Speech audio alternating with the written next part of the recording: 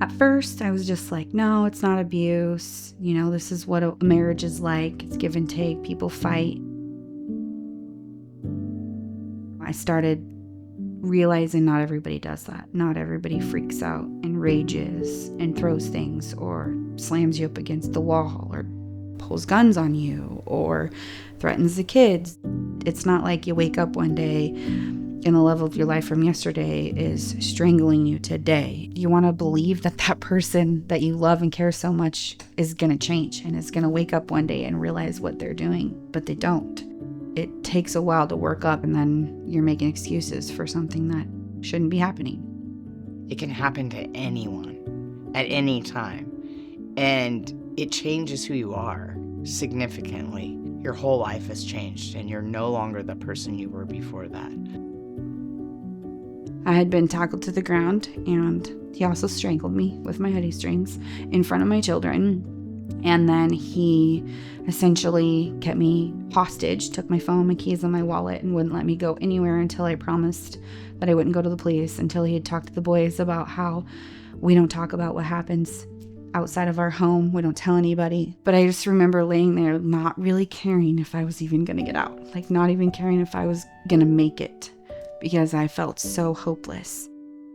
They've been beat down mentally and oftentimes physically for so long, they can't even make a decision.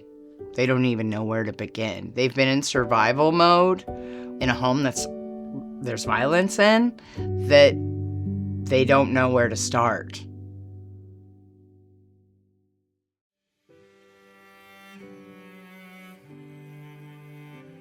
Having Safe Passage believe me and be there and like, this is not okay, the violence is not okay, was an astounding moment in my journey.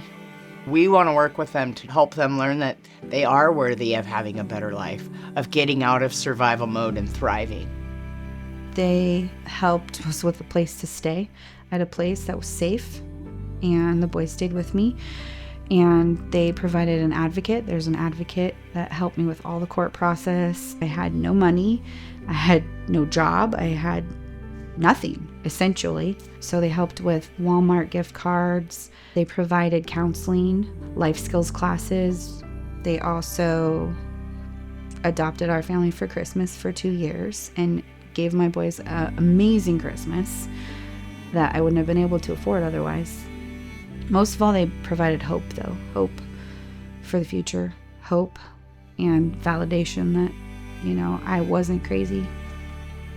Up to this point, it was my word. And they were trying to figure out what really happened and all that stuff. And then the detectives put us in contact with the Children's Advocacy Center. And they interviewed my children and talked to them in a way that children understand. And all 3 of them disclosed different abusive situations. Most kids who are abused are told, if you tell anybody, I will hurt your mother, everything will be taken from you. So to be able to go to a safe spot and tell your story, especially to be able to tell it to Lucy, that there's nothing better than having a dog there and know that that dog is holding your secret.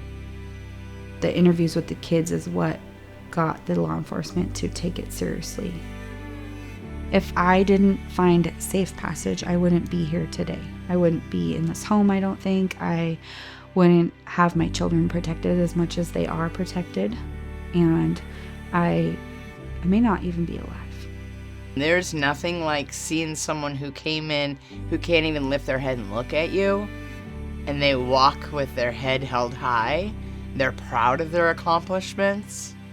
I've come really pretty far, and so I know that I can have a better future for myself.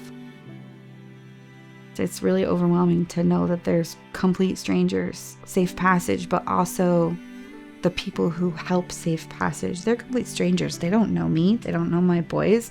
And so it's really overwhelming, and I hope someday that I can pay it back and help other people in the future.